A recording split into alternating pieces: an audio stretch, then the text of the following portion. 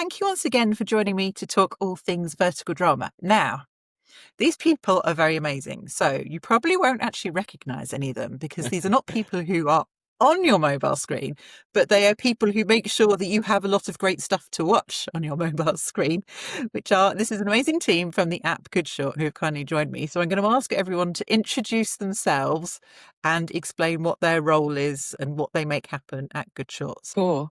Hey guys, my name is Yoko. I'm one of the lead producer at Goodshort. I'm mainly leading the Goodshort in-house production team, meaning like we are having our own production. Our department don't really working with like the third production company. So it's all us. We build our own crew. We have own cast. We have a lot of creative control. Make sure we are the best out of the entire slate at Goodshort, because it's in-house. We're representing Goodshort from get-go all the way till the end is all us. So yeah, I'm here to trying to do the best production out there and create the best quality shows across the platform, across the whole market. Hey everyone, all of those of you who are watching, my name is Karla Rodriguez. I am the head of talent relations and fandom for Goodshort, but I also touch on the PR initiatives and brand partnerships that we have throughout the company, and overall just trying to make sure that the brand, our casting, our talent relations are strong all throughout, and it helps with continuing to create great content all throughout. Awesome. Hi, everyone. I'm Hao Chen. Yoko and I were not related. It's not a family business. I'm the executive producer of Goodshort. Basically, I supervise the production and the post-production part from end to end. Thank you for the intros. So I'm going to ask someone, I don't know who feels up to us, to do a little brief history of Goodshort. Of basically, because presumably it didn't exist 3 years ago in the American consciousness, and now here it is on our phones. How did that happen? So a little bit, background information on our company and on Goodshort. We actually, our parent company, New Reading, we started our first app, which is called GoodNovel. So we actually started our all content business as a novel service provider. So as things grow, we expanded it into doing radio, which is called Good FM. And we also have more kind of gender-catered novel apps. One is called Mega Novel. That's like we provide more male audience-driven kind of novels. Then as just, kind of time goes and content evolves, and also as, verticals in China kind of get to the point that's kind of exploded in China. And I think by year of 2024 that it kind of catch up to the box office of Chinese film industry. So it kind of opened up a global opportunity for all the international vertical players. So that's basically when Goodshort was one of the first players to do this. So in 2023, we started Goodshort in America, and with only producing, I think at first we were only producing 1 or 2 shows a month. Then gradually now it's been over 2 years that we've been producing and writing and just creating vertical content since 2023. Yeah. Because you were linked to GoodNovel and you've obviously got access to all this content and you can see how it's performing. Is that where a lot of your stories come from? Can you use that to bring across if that will make a vertical? That's totally true. And we're actually, we're utilizing a lot of good IPs from GoodNovel. And one of our all-time bestseller, A Mistaken Surrogate for the Ruthless Billionaire, that was our one of the bestseller novel on GoodNovel. So I'm sure a lot of actually audience who are listening to this have watched The Surrogate. That's what we call it, The Surrogate. I think that's the show actually kind of made our name for a lot of people. That was a success that got transferred from our novel business to our vertical business. Yes. I would say I would agree. That show, I think, is the marker. I think that's the one that everyone has watched who loves verticals. She's got Robert Palmer Watkins and Anna DeRusso in. Yes. With Danny Farber. So all massive, massive stars since then. What are the other ones? Are there other ones within your catalogue that are that sort of level where you're like, that was a key moment for us, that was a key moment for us? Because it'd be interesting from Yeah. a fan's point of view, what you as an app go, that was vital. Yes. So I think the first major success for us, like to, kind of like get to the position on the chart or get to be talked about or for people to kind of notice us was Don't Challenge the Lady Billionaire. That was with Hunter and Rosa. That show was also one of the, I think now people are kind of tired of it, but that was one of the most banquet halls that kind of made it kind of, yeah. And I think after that, The Surrogate was one of the major ones. And I think Goodshort has been sort of making our name in the BL genre.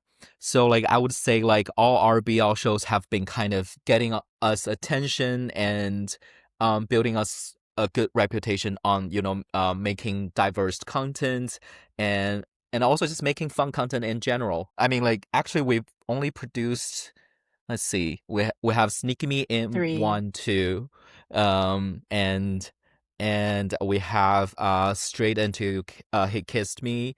We have the vampire one, and we have, is that all? Oh no, we also have a No, lawyer one. the Yeah. lawyer. Objection, I'm not gay. Yes. So yeah, that's the BL shows that we have. I think yeah, all the BL releases on social media, I think everybody was happy or excited about our BL releases. And some other shows. Yeah, I think like this year has been kind of good for us because we're kind of I call us like kind of a boutique platform because we don't release as many as other major platforms. Maybe we only do for now about 8 to 12 releases a month.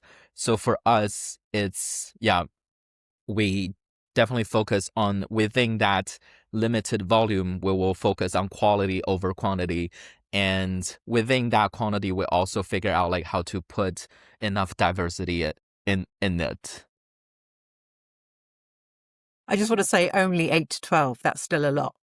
It's like Yeah, only. yeah. I mean, yeah. Still a lot. Like if you talk to like a traditional film or TV studio and be like, oh, we just do 12 features a month, that's all. That Yeah. sounds actually crazy. But in vertical world, it's normal. It's below average. So I think what everyone would love to know is how do you decide what to make? Kind of what is that decision process? Because you mentioned that you're trying to make sure that there's a spread of content, that it's not all one Yeah. type of story. So yes, So I so guess we maybe do. starting with you how, and then almost how it goes down the chain and how each of you then come into play as something's made. Yeah. So, I mean, I'm only part of that kind of executive decision making process. We do have a kind of chief writer who's in charge of content development and script, green light in the first phase. But in general, we kind of strategize our business that we, like I mentioned before, we do need varieties. So we have some content that's adapted from shows that's successful from on the Chinese chart, and we localize them, turn them into English shows, and we do adapt our own novels.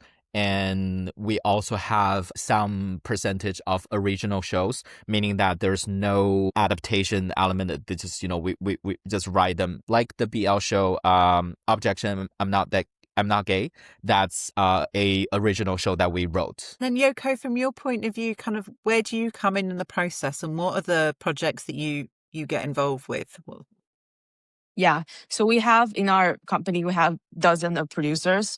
A few of us are the lead producers that like we have our own team of producer to work with. For in-house specifically, I think the amazing part of this is each producer have their own preference or strength into what type of show that they like and they want to do. There are some producers who are just really good at like doing very traditional vertical stories, like the banquet hall stuff, like very traditional of like the more like the love story that you see all the time, and they really nail down the casting, like to make those stories really good.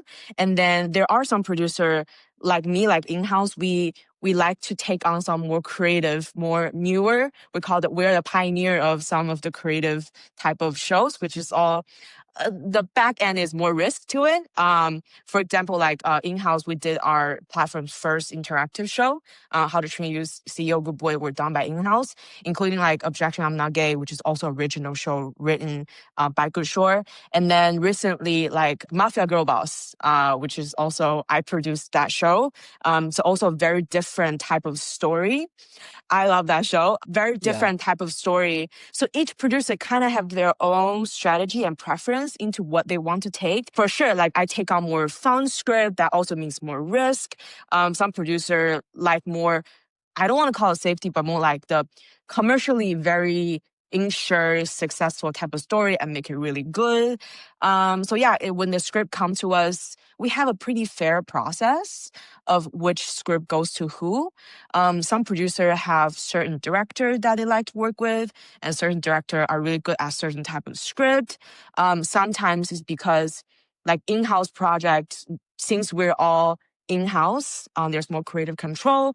We might be able to take on something a little risky because we know we have Hao and everybody very close eyes on the story. So we'll make sure, even though with riskier type of story, we want to make sure it's done right vertically. So the process is pretty fair and just I think we each know our strengths and preference. So when script comes, how we evaluate what's the situation of the current slate of director, who's free in terms of producer, which casts are available right now, and kind of like decide along the way to make sure like we are doing the right script that's a good match to each producer's strength. No, I think it's the way that Hao and Yoko are basically painting the picture is so beautiful because it's kind of like down the pipeline, right? And then it kind of, when Yoko takes the script or any of the producers take their script and they have their project ready to go, then that's when casting comes in. So in the casting department, we have Alex, who is the head of casting, Anthony, who is a casting executive, and I play a role in basically helping the casting from a consulting, but also finding new faces. So we work very well with all the producers to be able to find the right look for the right story. And also we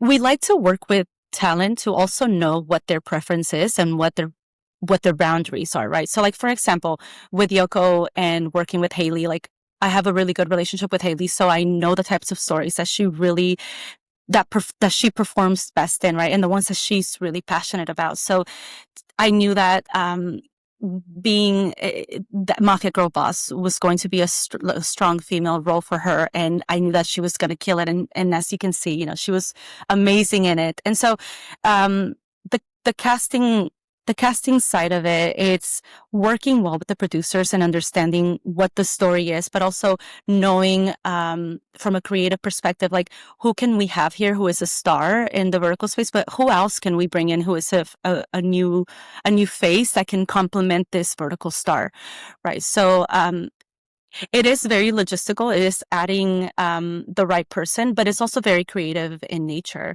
And then my part, the part that I love all, is understanding from the fan perspective, like who is it that they love to see, but who else can we introduce to the fandom that they're going to love, right? And also, how can we grow this artist into the Goodshort world?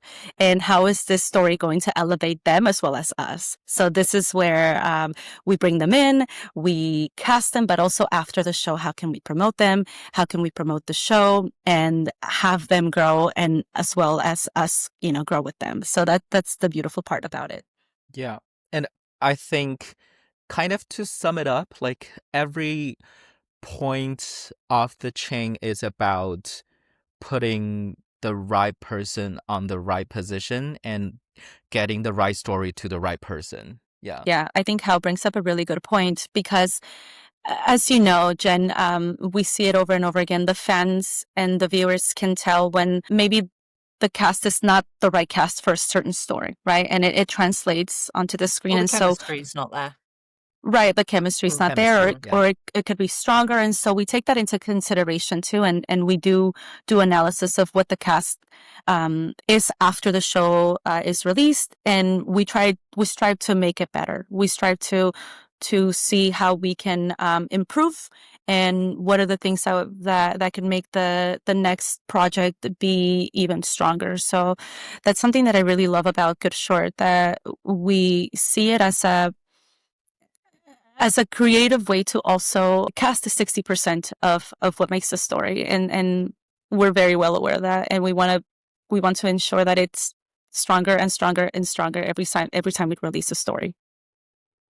You brought up a really good point there of just like how do you measure a success? What puts it? Is it purely number of viewers? Because I think of something like Straight Until He Kissed Me. So obviously we know how fast everything moves on. I was very busy when that came out because I was doing VertFest, so I kind of missed it. But the reason I made the time to watch it this weekend is because obviously the cast, the two leads, have just kept talking about it and promoting it and doing the work. The fans have set up a page, and then I'm getting messages of like, why haven't you watched it? Can you watch it? So, to my head, that was already a success because it's just cut through everything else of like, this is a priority for me to watch. So yeah, I guess how do you try and quantify and measure all of that? What's most important?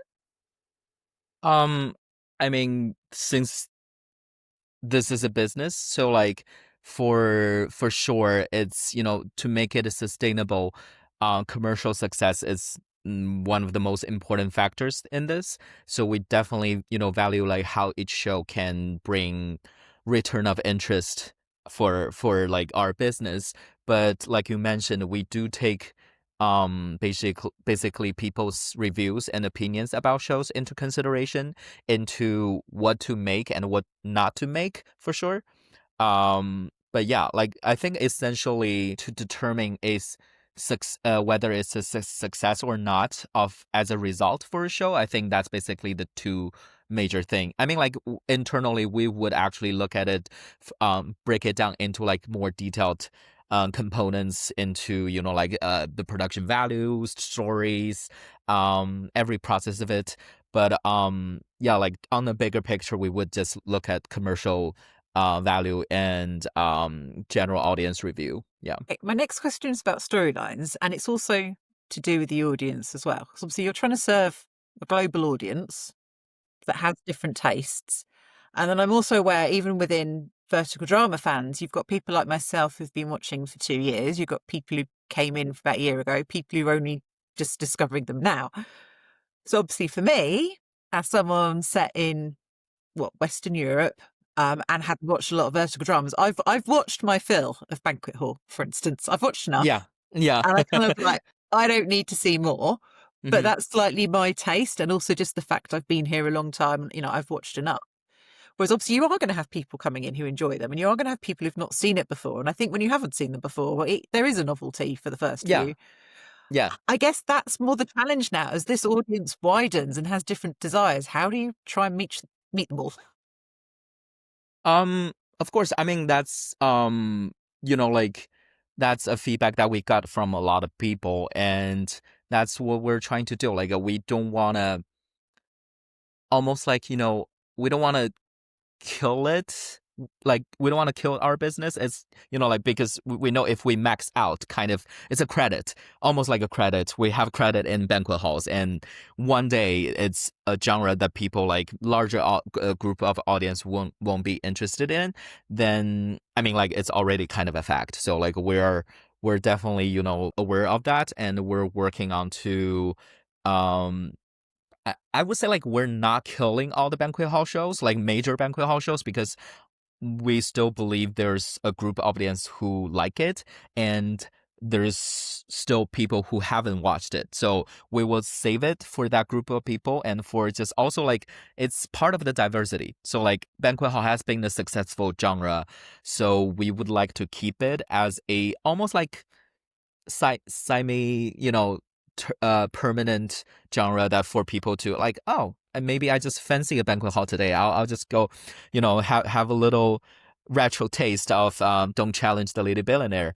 Yeah, so like that's, I think like that's for all the genres that have been successful, we would still make it. And also like because like statistically for every app platform out there, the audience is still growing. So like we want to, keep the diversity of varieties and make sure that we still have kind of the classics alive for people to come and watch. While we need to, like we were having almost like, the audience growth problem that Netflix has. For every streaming kind of or entertainment provider, that's the same thing. Like people come here for one thing.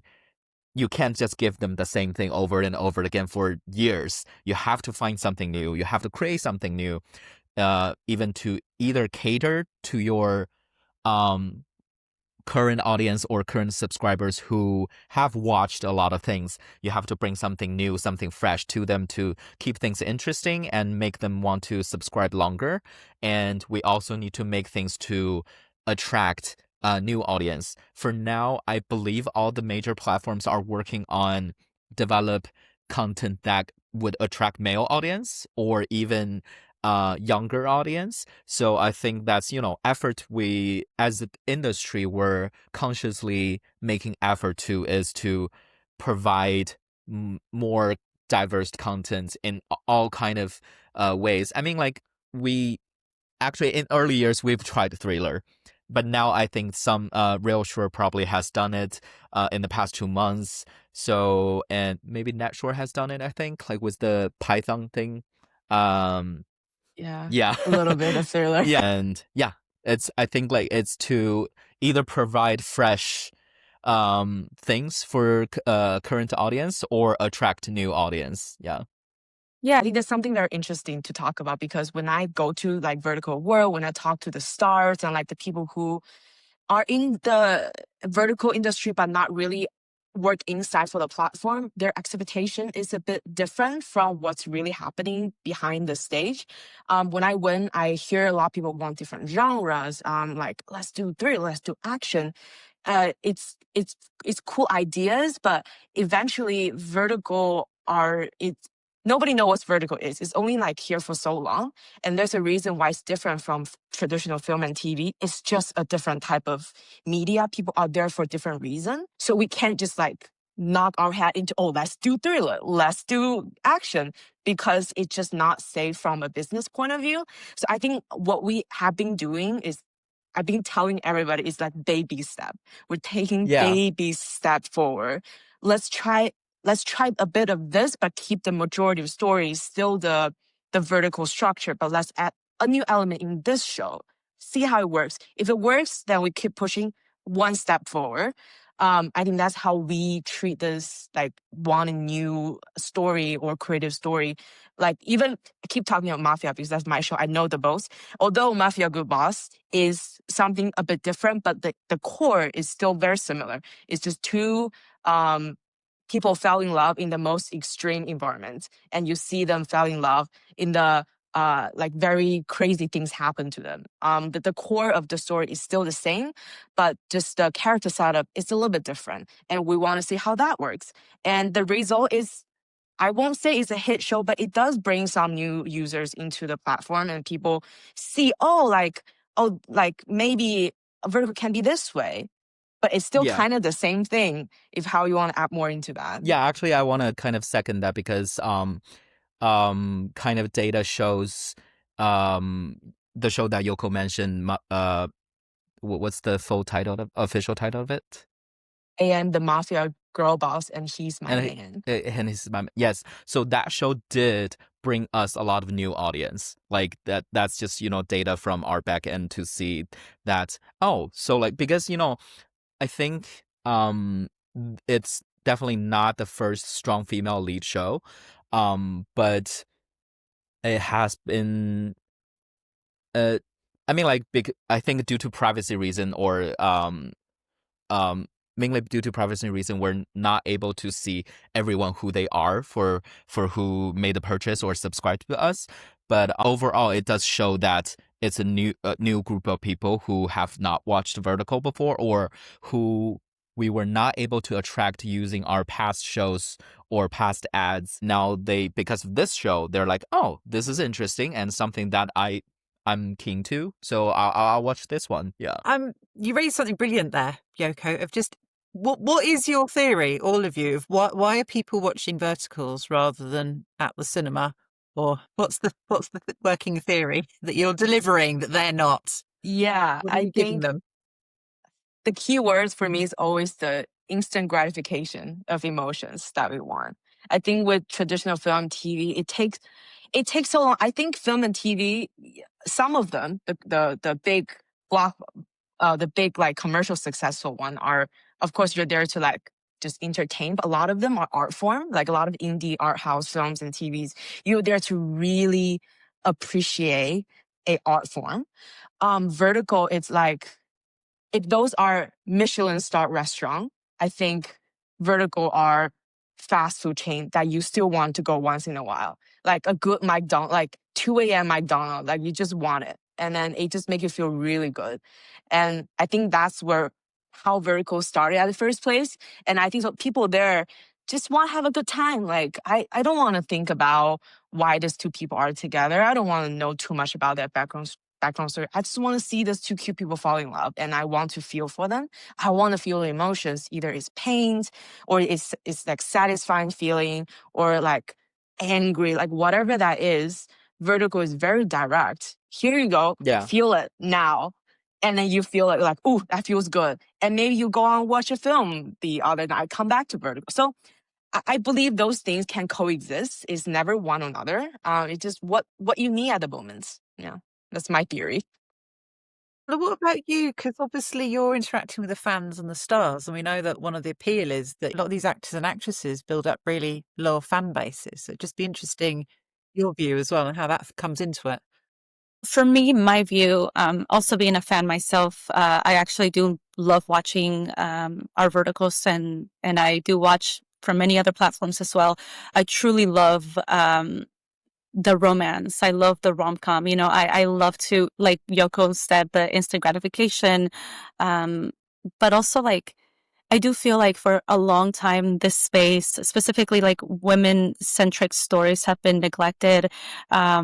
Especially in the US, I do think like if you look back at like the daytime dramas, they have been a little bit more tamed, right? And I don't, maybe not even a little bit more. I think they've always been tamed to where the networks and the studios, they kind of dictate what is going to be it basically created during these daytime dramas. And maybe I'm not aware if there is a big fandom for the dramas, but especially because I never really watched them. But I do think that now there is a space where we can watch our favorite rom-com, our favorite like romance story, and it's a little bit more, racier, but in a little bit more sexy, and that's okay. And I'm happy at the fact that women have the access to, you know, these types of stories if they choose to. And I don't have to wait 2 years to watch the next season of Bridgerton, you know? So this is really nice. Like, I'm happy that I get to tune in, you know, 2 days from now, and I'm going to see my favorite story with like my new favorite actors. And so for me, it is the instant gratification, but it's also like the fact that not only you get lost into this world, but like Yoko mentioned as well, you do feel something. Like there's times where I've cried with these stories, and I beg to differ. I don't think they're fast food. For me, it's like it's instant inspiration, and it is nice to see that you can feel inspired from the vertical stories that we're creating, and that for me, I want to come back and then make them even better, you know, and not better in the sense that they're bad. I just want to create more inspiring stories that actors feel amazing being part of. And so that for me is what makes verticals amazing. I was just thinking, you've obviously done a really good job, and that I think Goodshort is probably the go-to platform now for boy love stories. And it was interesting, obviously, you saying about bringing in a new audience, and there's a really passionate audience for those who I think have. I'm presuming when you look at the data, there's probably similar if this has brought in new people. Of course. So obviously one of the things that I think everyone's quite aware of is generally, and this is across all platforms, verticals are very white, they're very Caucasian. You don't see a lot else there. I know that there's some experimentations now because obviously the world's made up of more than Caucasian people. In America, we've got African Americans, we've got all around the world. Is that something that you think apps are going to have to look at, if nothing else, just to bring in new Sure, audience. of course, yeah. That's totally things that we're working on and we're paying attention to. Yeah, it's because I think diversity not only in content but also in every other aspect matters. We also are looking at ensuring that there, and if there was before, we're actively trying to that so that this doesn't happen, at least not in the Goodshort world, hopefully in the overall vertical world. But we're also actively looking at making sure that that characters of color are not in roles of like villain always, that they also have an Yeah, the arc. And so, representation. right. So we are aware of that, and we are working internally to make sure that we combat these challenges that sometimes inevitably it's not that they actively look at to put a person of color in a role that is not a positive role, but that is something that we are actively working on internally. And I just want to say that, and I'm very happy about it as well. So I watched My Bitchy BFF, It's Your Turn to Play, and it was Yeah. noticeable that, okay, it wasn't main roles. I would have loved it to be main roles, but the school was made up of a mix of people, Mhm. and it was just like, okay, yeah, that just feels more real. It was Yeah, just a yeah. mix of people. If nothing else, it just looks more real. It's Yeah, just like, I yeah, think, that's what school would we look like. definitely, we're actually, I think what Karla was saying that we're making conscious and active effort to this. One of our show that I think that got released last night or 2 days ago, Go Live and Get My Daughter Home. That one was one of the projects that we made, active effort to bring more diversity into it. If you watch the whole show, you will see like characters unfold with a lot of I think that one we definitely did. Yeah. Watch that. And Yeah. and the kids are amazing too. They I love the dynamic that they bring, and so you can see that they are they're characters of color, and so I'm very happy with that as well. And I know that we'll be seeing more of that. So my question now is, we've touched on a bit, is like crystal ball of going forward, and obviously Yoko, you explained it's baby steps, it's not giant leaps. Yeah. Where do you think, what are you excited about that Goodshort has coming, and where do you think Goodshort's going over the next few months? What can people expect sort of from your platform and from your brand? Mm-hmm. I think for us overall, we will still try our best to bring the best quality. We'll set the bar high for the industry. We'll always bring somewhat cinematic value to the vertical world, and we'll pay attention to good stories. I think that's kind of how we started with name GoodNovel and Goodshort, because we want to make good content. So I think that's one thing that will never change, is that we'll continue to bring good content to the world for the audience. And strategy wise, I think we have not changed. It's also kind of like, a consistent effort that we've been doing, is we're going to expand our volume a little bit. I think we'll try to do that. But I think like to maintain a boutique kind of quality, sometimes that also takes time. So for us, for Goodshort, audience might not see that major of a increase in volume, but what we will try to do even more is to have more genres and pay attention to more what everybody has to say. Like if you are tired of banquet halls, we'll listen to that, and we'll find maybe a upgraded version of banquet hall, or like just decrease the volume of banquet hall, or take banquet halls from general stories that don't need them. Not every story needs a banquet hall. I think actually last year we were saying that not every every story needs a clothing store. I don't know if that's a trope. I think that's a trope that you're very well aware is, We do credit like card. a snobby shop assistant. What are you doing Yeah, here? yeah. So yeah, we'll for sure, upgrade and update our trope libraries. That's I mean, like the reason they're tropes because they work and they kind of a lot of tropes are I think they're from fairy tales or um classic stories that's that were created hundreds of years ago. So it's will respect the fundamental emotional connections and the key points out of stories, like like maybe Snow White, Sleeping Beauty, or even Shakespeare stories. There are fundamental things that how they become classic, and we'll respect those and we'll modernize them, and uh, just use new deliveries, but give you new the same emotional connection. But yeah, I think that's one thing we'll for sure keep doing is to update and our library and bring more new interesting stories. And overall, we do want to adapt more of our own novels and create more original shows, because I think the more we do it, the more we want to cater to the English audience. Like, kind of like, I think like now all the platforms have spent time to almost like study and learn. Now it's time to do more stuff that's catered to them, instead of like adaptation that's kind of like a easy route that we all started with. um but I don't think it's a route that could sustain forever, because a lot of the stories were created with some cultural background in it. But I mean, still a lot of them were created with fundamental human connection, emotional connections. So yeah, I think that's just in general, we'll respect fundamental things, but try to create original content that's catered to the English audience. I think.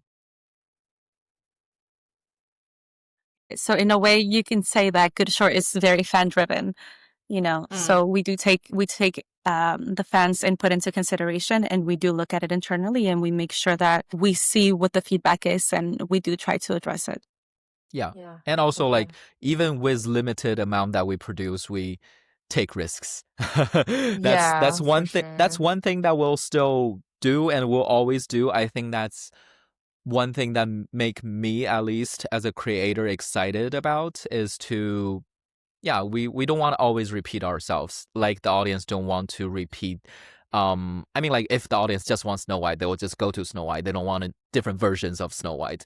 So yeah, that's one thing we'll do is to, yeah, I think that's for me and for a lot of producers, writers, creators in at Goodshort is we like new stuff too. We explore and we take risks, and we'll try to bring fun stuff to the audience. Yeah.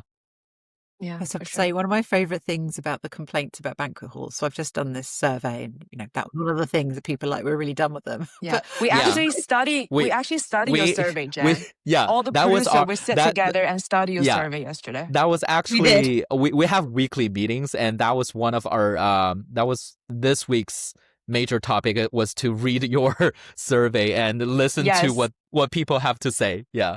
Yes. But the thing that amused me, and obviously I only put in clips, but the amount of people who were like, not only is it banquet hall, there's no food. Everyone's like, Yeah. at least give them some Yeah. dinner while they're stuck there. But Yeah. yeah. Noted. It's all drinks, just drinks. It's just wine. Yeah.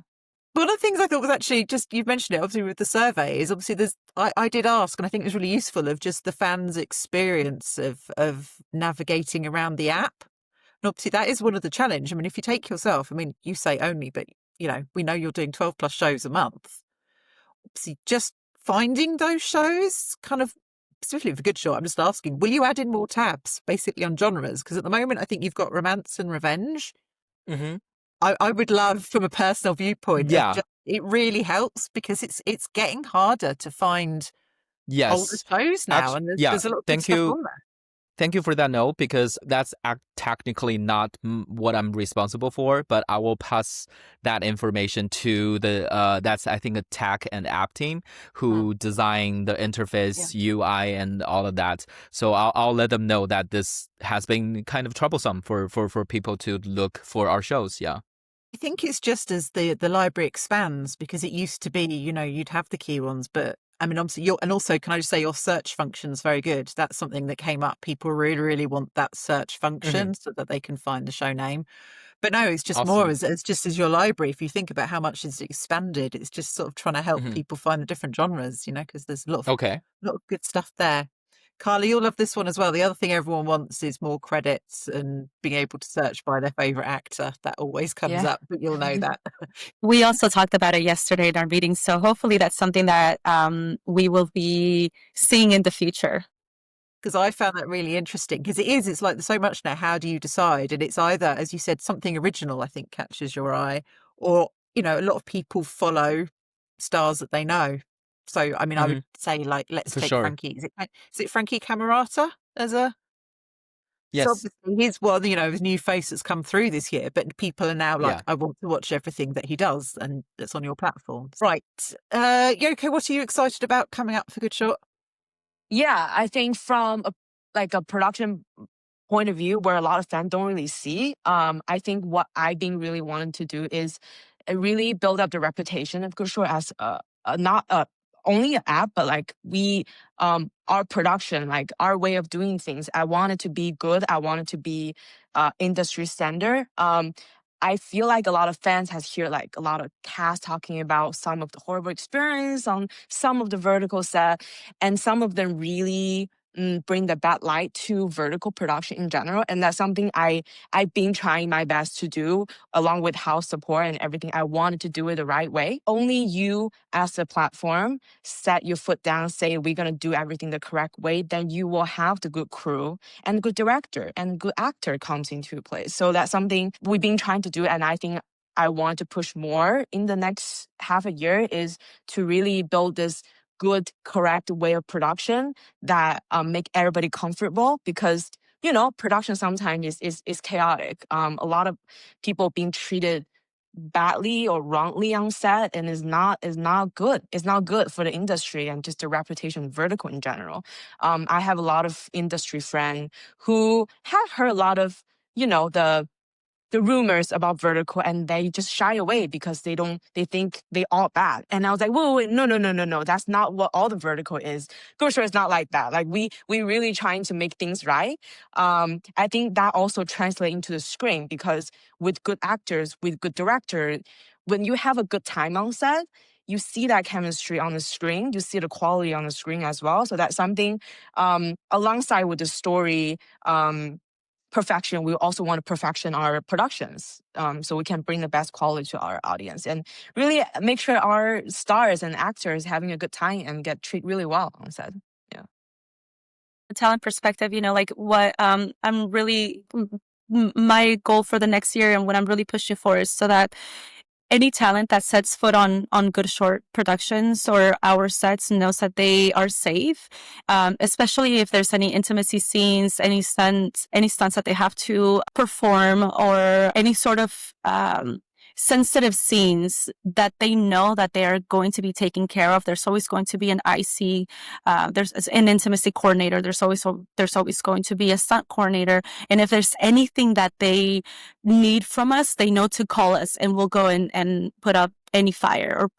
So that's my goal. I want them to feel safe. I want them to feel that, hey, when I work for a Goodshort production or for a Goodshort project, I know that I'm going to have a great time, but also I'm going to be promoted in a way that it's going to help me, and as well as help the show. So it's almost like just treating people decently. You know what I mean? Like, I just want them to feel great. I want them to, when they think of us, they think of, I always say this, like, you're coming to the good life. So We're good people. We're good We're good people, people. and this is We the are. good life. So yeah, I'm really pushing for that, and also that they feel like they have somebody that they can talk to. They have Hao, they have Yoko, they have me, they have Alex, and the casting team. So and hopefully this also incentivizes other actors who haven't worked for a good short project to then say, you know what, I want to give it a try. I want to go. I want to see what good short has to offer. So that's the goal. It's really exciting.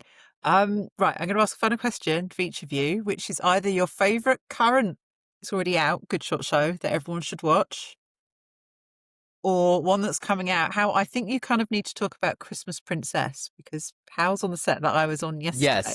Yes. And I've seen bits and I'm mega excited. So maybe if you Right? can Yeah. start with that one, please. Yes. So I'm very excited about this one. It's one of the 2 Christmas shows that we're putting out this year. And it's this it's kind of hard to sum it up. It has a lot of things, but what's important about it, I think it's the warmest script that I've read so far. So it does have a lot of the holiday warmth and the heart to it. That's what I love about it. And it's just fun. Like the characters, I don't want to spoil it. So like, but that it's one of the risks that we're taking for sure this year, and the last risk probably end of the year. It's a fun project with new characters setups, or just premises that we haven't done before at all. Yeah, new characters, new story lines, and Christmas vibe, and new production location. We're shooting it. Actually, they just did their martini shot just right now. So yeah, we just wrapped this UK production. So it's fun. It's just fun. It's fresh. It's fun. I'm very excited about it, and I hope the audience will love it. Yeah, so we can take more risks. Yeah. Yes. I'm going to do a tiny pitch for it. Basically, it's kind of a father-daughter thing. It's kind of Yeah. central, isn't it? And the Yeah. young actress playing the daughter. I mean, everyone's great. She's Yeah. amazing. She's amazing. So, Yeah. and it is very, very Christmassy as well. It's got a lovely feel. Just Yeah. there's the richness and there's Christmas Yeah, trees the and theme heart and the storyline itself is also kind of very, very holiday films. Yeah. Yeah. Hey, Yoko, what's your pick of something that people need to maybe either coming up, look out for, or go back and watch? Take the chance to promote my own show. Well, 2 shows. Well, one for sure. We have been talking about it, and I really think everybody should watch it. Is the Mafia Girl Boss. I think it's really fun. You get the strong female lead in the most extreme way. Okay, she will take a gun and shoot your dad if you make her unhappy. But then you also get the rom-com elements. You see really the male lead and female lead just having such a lovely relationship and chemistry. So please watch that if you want something new. And then I have another show coming out literally tomorrow. It's our Thanksgiving show. It's a very classic, the rom-com with the kids type of story. It's called Baby Daddy, That's Not Your Kid. It's rom-com, it's fun, it's warm, it's a little sexy, but you see all the cute kids. The kids are so good. We also just done a podcast recording with Karla supports, of course. You will see the chemistry of the leads.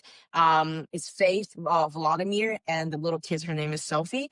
It's a very classic vertical story. You will have a good time watching it for your Thanksgiving time. So I hope catch us up on Goodshort Thanksgiving show. Yeah. I forgot to mention the name because it's still in production, and we might change it after official release. But the working title is From Royalty to the CEO's Christmas Princess. So yeah, I think the final title won't be far from it. So yeah, be on the lookout for that. And we on this production, it's all new faces since it's in the UK, and we haven't done a lot in the UK. So yeah, it's all new faces to Goodshort audience. Yeah. And I'm really excited to promote them, by the way. Let's see, for me, and not because Yoko's here, but I love Mafia Girl Boss. I think it's so good. I binged it all literally the day that it came out. I think it's so fun. And I do, there's something nice about the extreme, right? Like how, and it's nice to see that the tables are turned, where usually you do see a lot of the, the male leads be like this ruthless mafia guy. And so now it's nice to see that we get to see a girl have that power. And so in a way, I feel like I fantasize about that. And also the fact that it's like a really the rom-com, but it leans heavy on the comedy. I love it.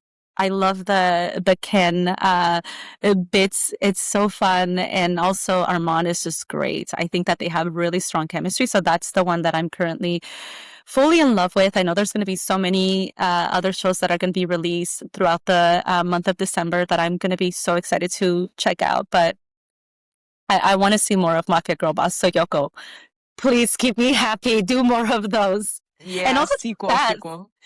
but also to the fans, like like how and Yoka mentioned, the more that they go and watch these, the more that we're going to be taking risks on making more of them, because we'll see that the fans and the audiences is there for these, right? So like we're always going to strive to take a risk, but if the risk is not like if we take a risk and it flops, then we're going to kind of shy away from it, and we don't want to. So we do ask the fans, like, if you see something that you love, advocate for it, like promote it, and let us know that that's something that you want to watch, because we'll talk about it internally, and we'll most likely try to do something similar to that in the future. So yeah, that's the one that I'm currently watching.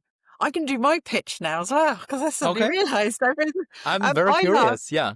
Because I think, you have, I think as well, led the way a bit with the stronger female leads as well in different roles. I really like After Divorce, I Enter My Cougar Era. Oh, okay. Because it really goes from once she decides to jettison the husband, it's very good. And there's some good moments where she takes back the company and she's walking in the room and dealing with all the men, but even the ending, she gets her lovely younger man, but also the ending's quite open of like, I don't think I ruin it. My people have watched it. Yeah. She's like, we don't need to get married. Yeah. And I love that. She's like, I am my own person. It's they're together, but she's just like, I'm not being tied down by that. And it's a really cool, as someone a little bit older, it's really nice seeing that, and just how that character really steps into power. I really like that one. So, but it's just another example of I think you've done a good job of these slightly stronger female roles. I think a lot of people are looking for in the West. So thank you. Yeah. Thank you. Yeah. I just want to say thank you so much for your time, because this is really, really generous, and you're all mega busy people. So just huge thanks to everything you're doing, and also everything that you're all trying to do as well. It is very, very much appreciated. Thank you. Thank you so much, Jen. Our pleasure. Thank you for having us, and hopefully we get to do this maybe sometime in 2026. Maybe and see how we've grown then. I think it'll be really cool. Yeah. Oh, let's catch up.